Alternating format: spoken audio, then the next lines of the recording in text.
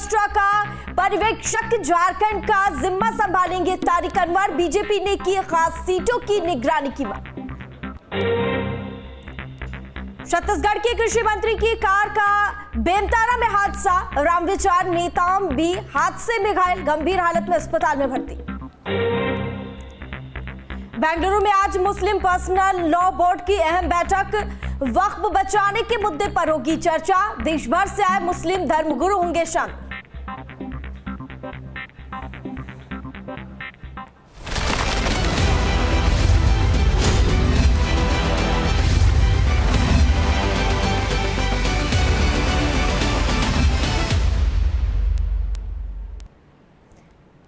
नमस्कार, news state Bihar Jharkhand देख रहे हैं आप। मैं हूं आपके साथ नैना शांडिलिया।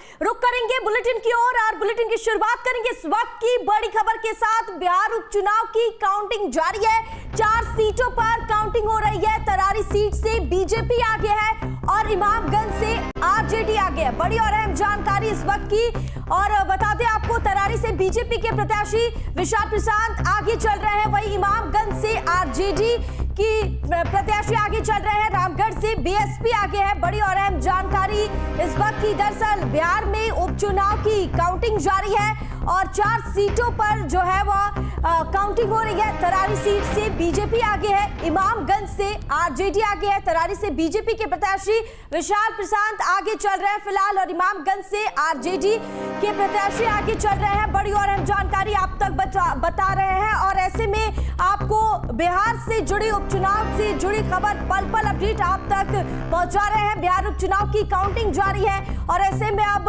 4 सीटों पर काउंटिंग हो रही है और रुझान भी अब सामने आ रहे हैं। बता दें आपको, तरारी से बीजेपी के प्रत्याशी विशाल प्रशांत आगे चल रहे हैं और इमामगंज से आरजेडी के प्रत्याशी आगे चल रहे हैं। बड़ी और अहम जानकारी इस वक्त की, रामगढ़ से बीएसपी आगे चल रहे हैं और बेलागंज से जेडीयू के प्रत्याशी आगे चल रहे हैं।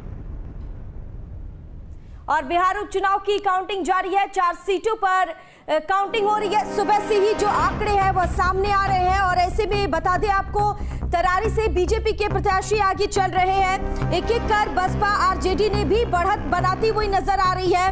बता दें आपको, बिहार की 4 विधान सीटों पर हुए उपचुनाव के लिए वोटों की गिनती जारी है और अब तक की मतगणना में 2 सीटों पर एनडीए ने बढ़त बना ली है। तरारी और बेलागंज सीट से एनडीए लीड कर रही है, वहीं इमामगंज सीट पर आरजेडी ने बढ़त बना ली है, जबकि रामगढ़ सीट पर एनडीए और राजद को पीछे छोड़ बसपा आगे निकल गई है। रामगढ़ विधानसभा सीट से बसपा प्रत्याशी सतीश यादव आगे चल रहे हैं, बीजेपी प्रत्याशी अशोक सिंह दूसरे नंबर पर है और आरजेडी के अजीत सिंह तीसरे नंबर पर है।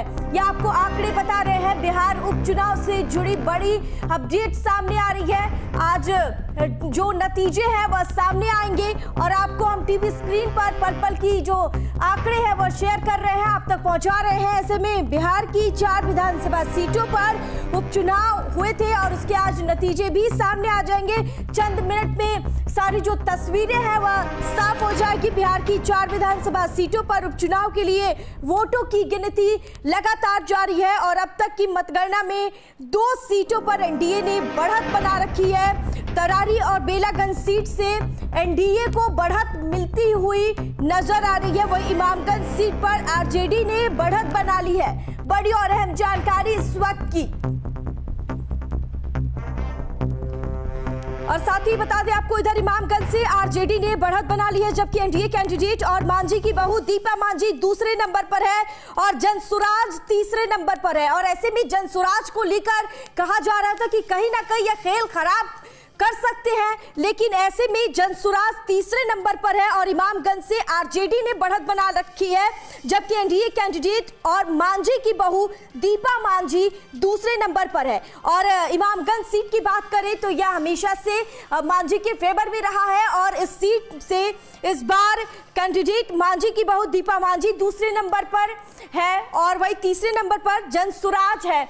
और इस खबर पर ज्यादा जानकारी के लिए उत्कर्ष हमारे साथ संवाददाता लाइव जुड़े हुए हैं, पल पल का अपडेट हमारे साथ शेयर कर रहे हैं। चलिए सीधा रुक कर लेते हैं उत्कर्ष की ओर। उत्कर्ष, बिहार के 4 सीटों पर उपचुनाव हुए थे और नतीजे भी आ रहे हैं, तस्वीरें भी धीरे धीरे साफ होती हुई नजर आ रही है और ऐसे में 4 में से 2 सीटों पर एनडीए को बढ़त मिलती हुई नजर आ रही है। उत्कर्ष,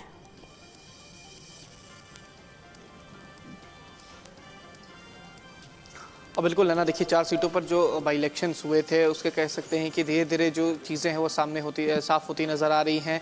2 सीटों पर अगर रुझान की बात की जाए तो 1 सीट पर जेडीयू, 1 सीट पर बीजेपी, और सबसे बड़ी बात है कि इस बार बीएसपी जो है वो कहीं ना कहीं सामने नज़र आ रही है कि बीएसपी, अगर रामगढ़ से बात की जाए तो बीएसपी फिलहाल आगे चल रही है और करीब 3500 वोटों से बीएसपी आगे चल रही है। तो कहीं ना कहीं चिंता का विषय ज़रूर है आरजेडी के लिए, क्योंकि जगदानंद सिंह के बेटे यहाँ से चुनाव लड़ रहे हैं। वहीं अगर दूसरी बात की जाए इमामगंज की, तो वहाँ पर भी परेशानी का सबक एनडीए के लिए ज़रूर है, क्योंकि ये परंपरागत सीट रही है आमतौर पर जीतन राम मांझी की, और जीतन राम मांझी की बहू जो है दीपा मांझी वहाँ से चुनाव लड़ रही हैं और वो भी पीछे चल रही हैं। लेकिन सबसे बड़ा फैक्टर जिसका जिक्र हम लोग कई बार कर चुके हैं वो प्रशांत किशोर हैं, और उनका फैक्टर इस बार नहीं नज़र आ रहा, क्योंकि प्रशांत किशोर ने जो वादे किए थे, जो जिक्र किया था, कहीं ना कहीं बिहार की जनता उनको सिरे से नकारते हुए नज़र आ रही है। महज कई ऐसी सीटें हैं, 4 सीटों में 3 सीट ऐसी है जहाँ पर 600 से 900 वोट्स जो हैं वो प्रशांत किशोर की पार्टी को मिले हैं। महज 1 सीट पर जो वो कह सकते हैं कि वोट उन्हें मिले हैं, तो वो भी तीसरे नंबर पर हैं।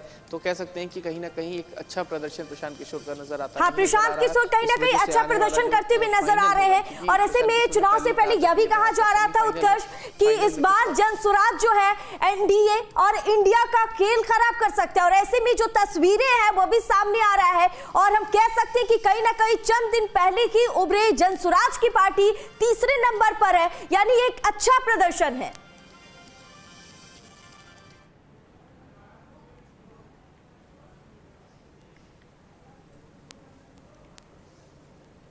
बिल्कुल, देखिए अगर जनसुराज की बात की जाए तो जनसुराज का फैक्टर पूरी तरीके से अब बिहार में नज़र नहीं आता दिख रहा है, क्योंकि जनसुराज कई सीटों पर जो है वो तीसरे नंबर पर है, तो कई सीटों पर चौथे नंबर पर है।